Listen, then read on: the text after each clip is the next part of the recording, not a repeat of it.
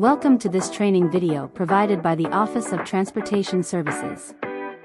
Today, we will guide you through the process of running the summer route selection efficiently. To begin, we will need 3 BDSs for each position, 3 for the big bus position, 3 for the small bus position, and 3 for the attendant position.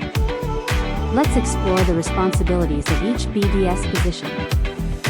BDS 1 and BDS 2. These positions are responsible for contacting employees in sequential order. BDS 1 will call the first employee on the list, while BDS 2 will call the second employee and place them on standby, preparing them for the selection process. Once the first employee completes their selection, BDS 2 will allow the second employee to proceed with their selection. Meanwhile, BDS 1 will call the third employee and make them stand by and ready. This process continues for each employee. BDS 3. The responsibility of this position is to record the employee's name on the website by choosing the employee's name from a drop-down list. Now, let's familiarize ourselves with the route selection website. The website utilizes a Google Sheet, requiring you to access it using your Google account. Here are the key features of the Google Sheet. The Google Sheet consists of 2 tabs. One for small bus and attendant selection, and the other one for big bus selection. Each tab provides essential details about the available routes. Let's explore these details. Trip number. Each route is assigned a unique trip number. Clicking on a trip number opens a new window displaying a summary of the route, including the starting and ending points, estimated duration, and any additional information relevant to the route. Bus number. The bus number corresponds to the trip number and helps identify the bus assigned to a particular route. Bus type. The bus type indicates whether it is a conventional, transit, or electric bus, as well as whether it is a big or small bus.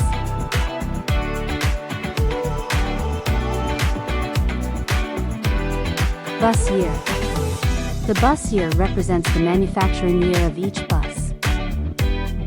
Please note, you may encounter some big buses in the small bus tab. This is because big buses require an attendant, and the driver's name cannot be selected, only the attendant name can be chosen from the drop-down list. Similarly, in the big bus tab, an attendant tab will be available, but you cannot select the attendant's name from the drop-down list. Instead, it will be linked to the small bus tab, and if you have already selected an attendant, their name will appear as assigned to the route. Parking location. All routes are sorted alphabetically based on parking location, making it easier to locate specific routes quickly. Updated date. If any changes or updates are made to a route, such as modifications to the start or end points, the updated date will indicate when these changes occurred.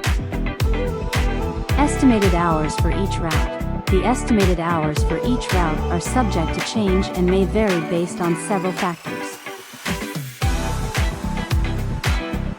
Driver and attendant names. Choose the respective names from the drop-down list for driver and attendant name selection. It's important to note that once an employee's name is selected for a trip, it will disappear from the list. However, if an employee changes their mind during a phone call and chooses another trip, their name must be removed from the previously selected trip by selecting driver name or attendant name, depending on the position.